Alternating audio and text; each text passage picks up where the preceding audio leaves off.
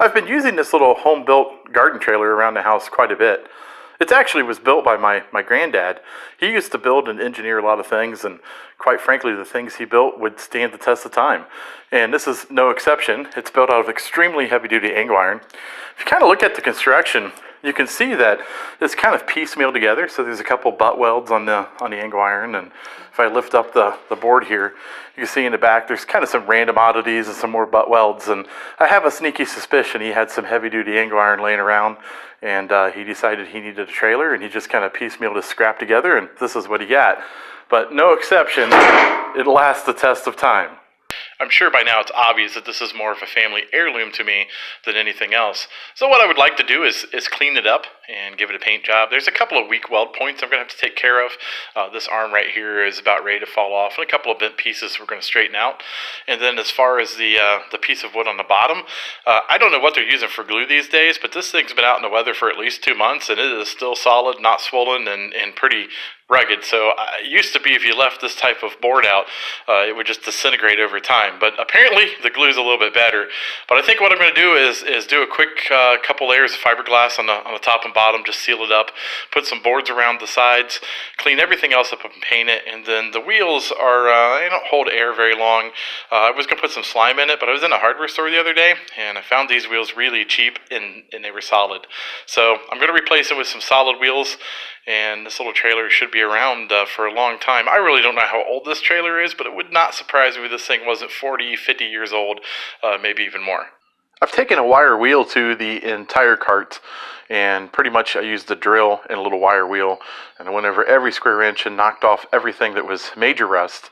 And then I took it to the water hose and cleaned it all up and let it dry overnight. And it's early AM now, and the next step we're going to do is paint it with some Duplicolor Rust Fix, just to try to stop some of the rust that's going on. Now we're just going to shoot it with a good quality can of primer.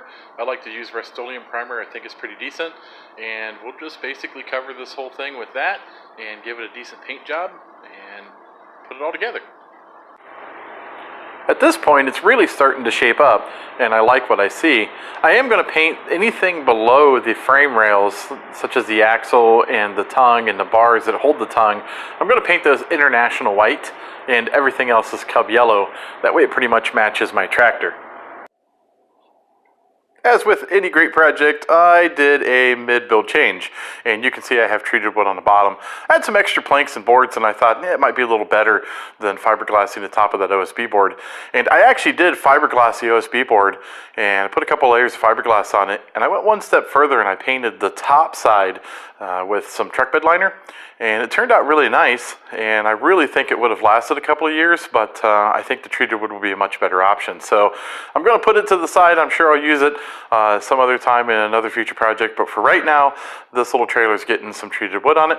And I'm also doing a little bit of a hardware change. I was going to use these stainless bolts, and they look plenty long enough, but they're not. So we're going to use some galvanized bolts, and I think they'll be just fine. They also have a rounded top, which might look a little better than the bolts that you see going down through here.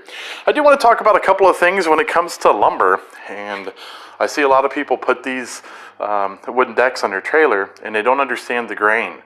And so I have a piece of lumber here that the grain is in an arch. And the reason you want it to be arched up like a rainbow is when this wood starts to warp, it's going to want to go with the grain, and it's going to want to cup. And you don't want it to cup up and hold water. You want it to cup down and shed water. And so if you make sure that your arches are always in a rainbow fashion, it'll be just fine. Unlike this one, you can see where the grain looks like a cup. Now I flipped this board over just to explain this to you. If this board were to warp, it's going to want to cup, and all the ends are going to come up, and then it'll hold water all the way down through the center. So you want to make sure that when we put this together, we're going to flip it obviously, but your end cuts should all show the grain as arches all the way through. And that'll just help in the future to keep them all from curling and cupping up.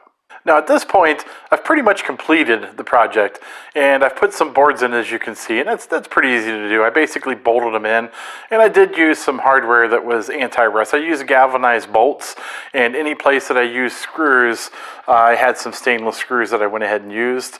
I did add some hardware, and this tailgate lifts straight up out of here, and I used aluminum scrap that I had, and also stainless screws as well. You just never know that you might want to be able to pull the tailgate out, take a shovel, and scoop some stuff out of the bed.